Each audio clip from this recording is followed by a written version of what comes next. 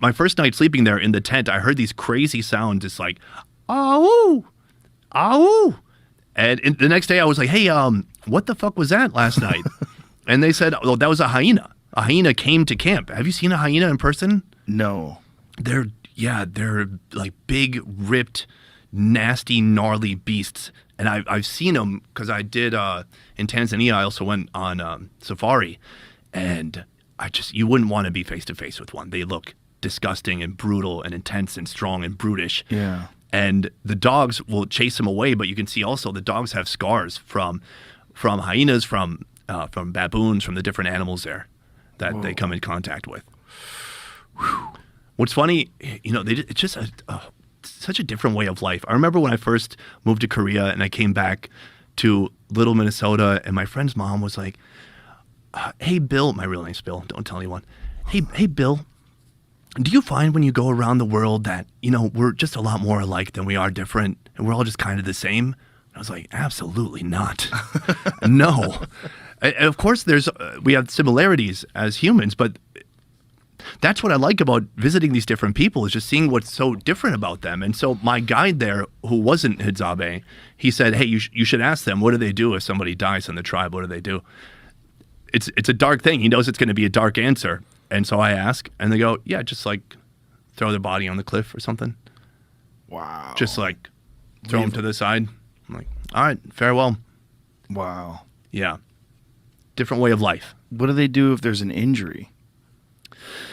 So my guess is that they know which medicines to use. What about naturally broken bones or anything like that? Yeah.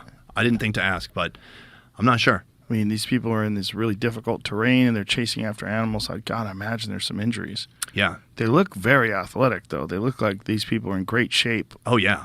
No, I was dying. I had my Apple Watch on to track my steps. My heart rate's like How'd you charge it out through there? the roof. We had brought batteries and stuff out there. Mm-hmm. And these guys they're not breaking the sweat. They're not breathing heavy. They just know the land. They know how to move. Right. They know how to walk. And so when they talk about baboon, that's the big thing. That's the number one thing that they like. And Yes. they talk about it because of the taste? I think it's about the taste.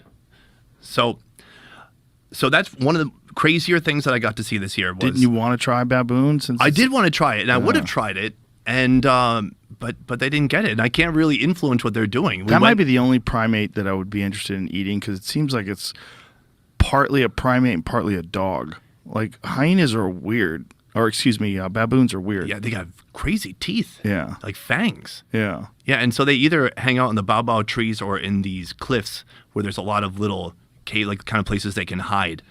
And so we scouted the area and we saw like baboon shit there, and so like we were hoping they would go back that night, but they didn't. So the baboons must be aware also that they're being hunted by the people.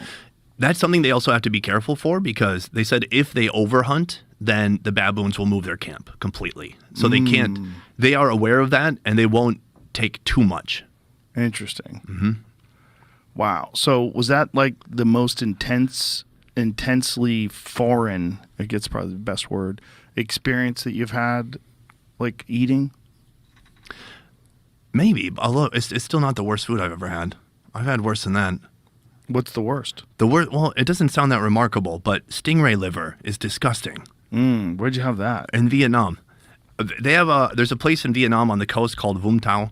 So I live in Ho Chi Minh City or Saigon, and 2 hours from there, you can go to this coastal city and you can get stingray. And we were doing, this is like mid-pandemic. I was so lucky during the pandemic that we had about a year where there was no, like when everything was going to crap here in the USA, we had like a whole year where no one was even wearing masks because they locked it down early, and it didn't spread, fortunately.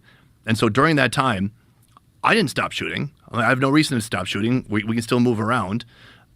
And so we did a whole series just about eating different animal organs. Okay, today we're going to eat 4 different types of animal hearts, and then eventually 4 different types of animal livers. And one of the livers was the stingray liver. It's kind of like the bile. It's just like, it has a minerality of the ocean. Like There it is. Oh, you're so good with the clips. Jamie's the best. And it is so biley and bitter, and that dude looks very pleased though. Yeah. He looks like, oh, we got the good stuff. And so this is something that's prized by them? I wouldn't say this is even commonly eaten in Vietnam. It's just What the fuck is that thing? Oh, that was a Whoa. yeah, monkfish. That's right. Look at that thing. Back Now, up a little bit. So in contrast, the monkfish is famous for its liver. They have one of the best livers in the world, and it tastes like foie gras. It's a foie gras of the sea. Really? Yes, it's incredible. And that's something that I tried in Japan. And so this is the stingray liver. And how are they preparing the stingray liver? They put it in a hot pot, and then whatever this is. I think maybe they braised it or boiled it for a while. Yeah, That dude you're eating with, he doesn't even look excited. So that's my buddy Calvin. And he seemed to like it a lot more than I did. I could say that. And so what's it with that? Capers? What is that with it? Yeah, that's right. And so what does it taste like? Or is it caper? Or maybe it's pepper. I don't know. I can't tell from here. So it's just mushy and biley, and it's squishy in a way where you can feel like, am I eating pieces of the ocean floor right now? I just really didn't enjoy it.